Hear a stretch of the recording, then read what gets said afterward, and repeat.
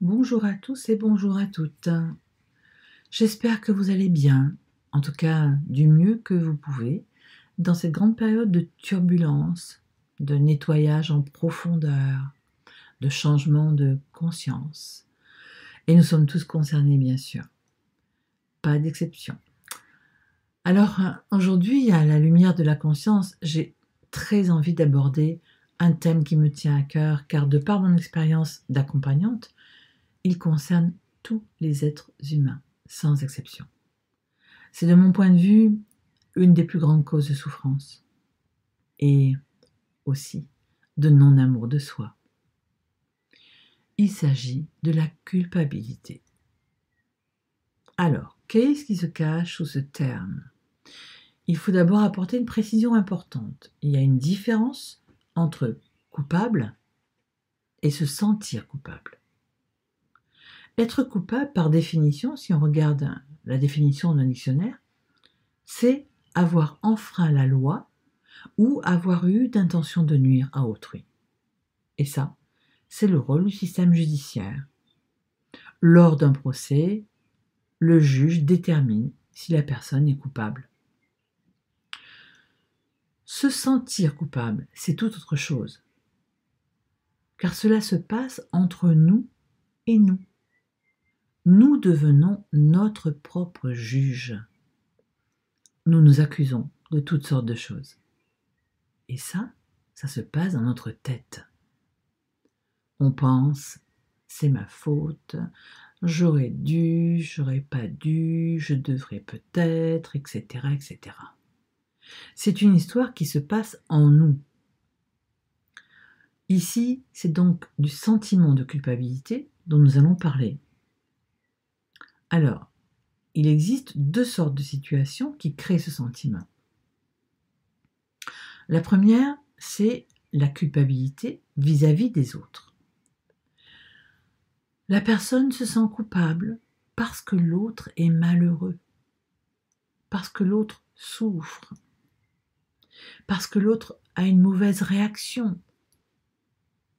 En fait, la personne se demande « Qu'est-ce que j'ai fait ? Qu'est-ce que j'aurais dû faire ? Qu'est-ce que je pourrais faire ? C'est de ma faute s'il est comme ça, si elle est comme ça, si elle réagit comme ça. » En fait, cette situation se produit quand on veut le bonheur de l'autre. Et c'est émotionnel. La deuxième situation, concernant le sentiment de culpabilité, c'est la culpabilité envers soi. Parce que là, on se juge. On juge nos actions, on juge nos comportements, nos faiblesses, nos manques, etc. Voilà. En fait, c'est notre ego.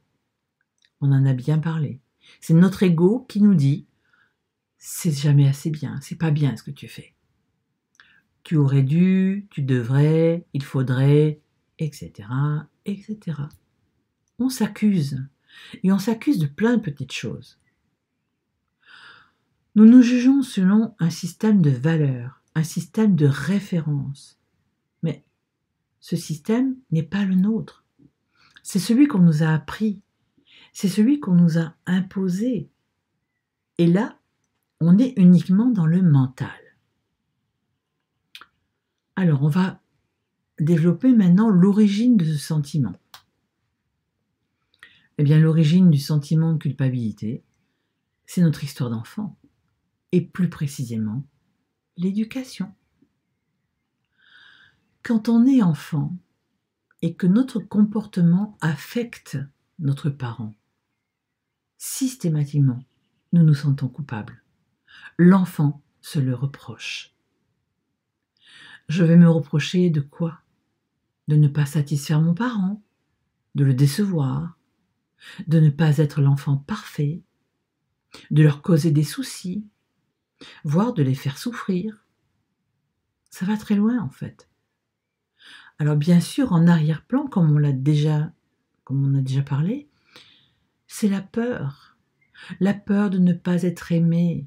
Et vous savez très bien qu'il est impossible de ne pas être aimé parce que c'est de l'ordre de la survie.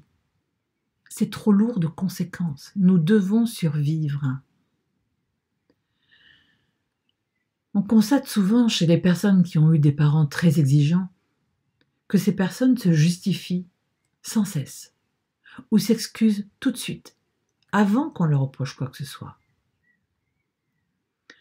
Donc la comparaison et le jugement, ils nous font croire en permanence que nous ne sommes pas comme nous devrions être.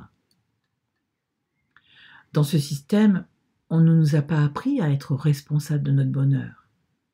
Mais on nous a plutôt montré qu'on était responsable du bonheur des autres. C'est là le piège. Bien sûr, nos éducateurs ont renforcé ce sentiment, car nous n'avons pas été acceptés tels qu'on était, mais tels qu'on voulait que l'on soit. On a voulu nous corriger, nous modifier, changer des aspects de nos comportements.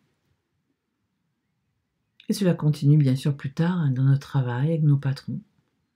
Ça continue dans nos couples, soi-disant au nom de l'amour. Voilà.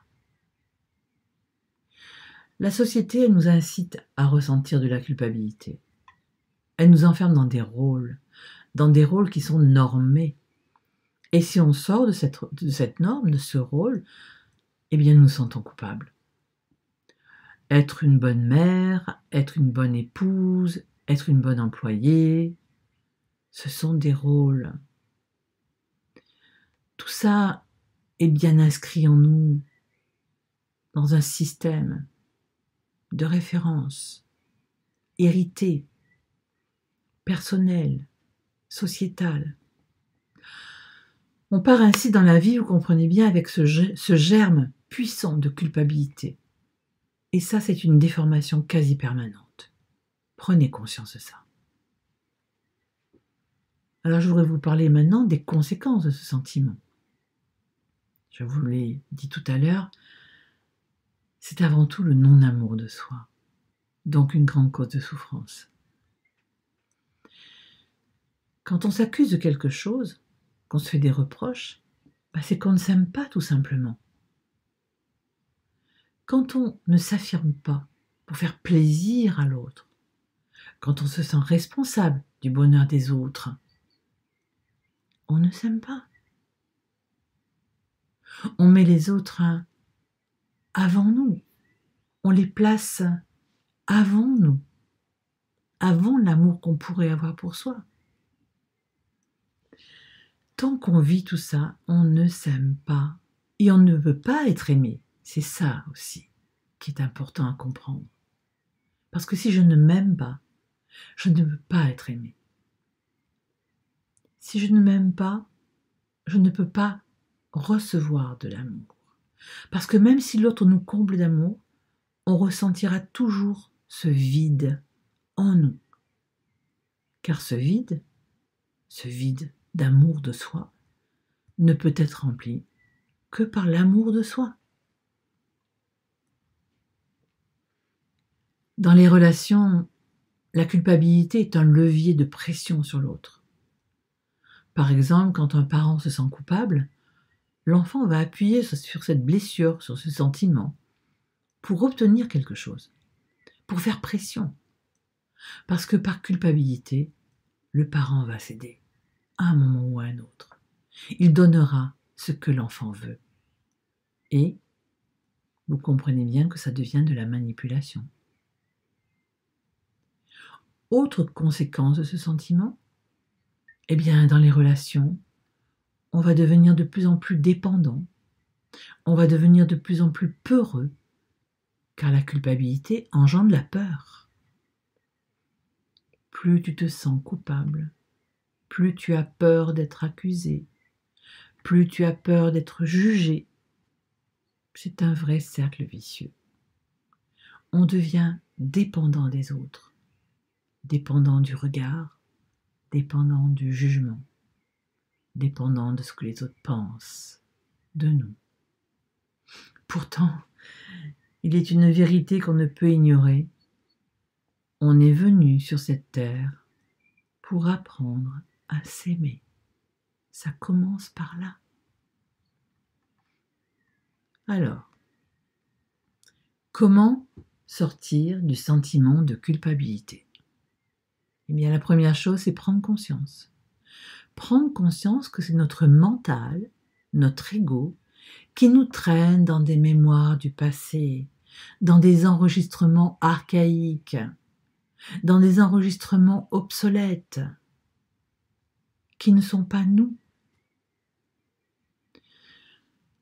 Il faut aussi réaliser que, oui, on est responsable, mais pas coupable. La grande différence. Oui, je suis responsable de mes actions, de mes comportements, mais je n'ai pas à me sentir coupable de la manière dont l'autre reçoit ces informations, puisqu'il va les recevoir à travers le filtre de son histoire, de ses enregistrements, de ses valeurs de référence. Donc, prendre conscience à chaque instant de ça. Et puis, il y a aussi le pardon. Vous pardonnez.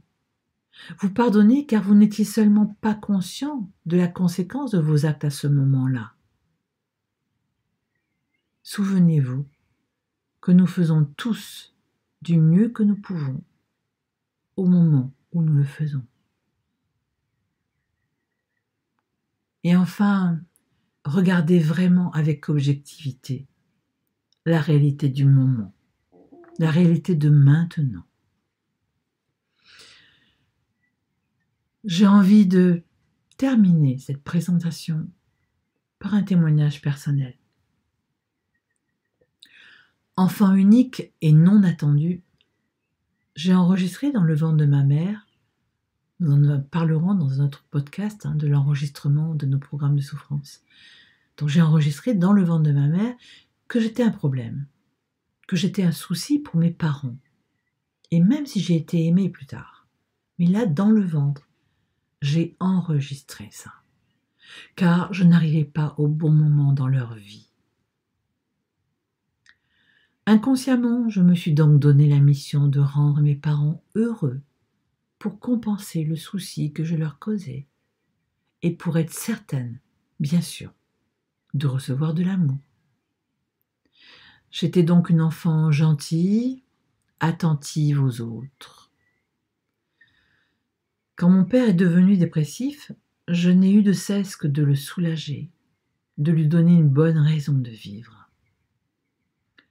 Alors vous avez bien compris que quand nous fonctionnons de la sorte, nous nous oublions complètement au profit de l'autre. Nous ne savons plus qui nous sommes, car nous nous sommes perdus, nous nous sommes dissous dans l'univers de l'autre. Résultat, quand il est mort, j'avais 20 ans et je ne savais pas qui j'étais. J'ai fonctionné de la même manière dans mon premier couple. Et quand mon ex-mari est décédé, j'avais 40 ans, je me suis trouvée face à un vide, ce grand vide dont on a parlé, un vide sidéral à l'intérieur de moi. J'ai ressenti le néant, comme si ma personnalité avait été effacée. Et avec la grande question omniprésente, qui suis-je ? Qui suis-je ? Je ne pouvais même pas répondre à une simple question. Joël, de quoi as-tu envie ? Eh bien, je ne savais pas. Je ne savais pas que répondre. Cette découverte m'a fait peur. Et me retrouver a été un long chemin.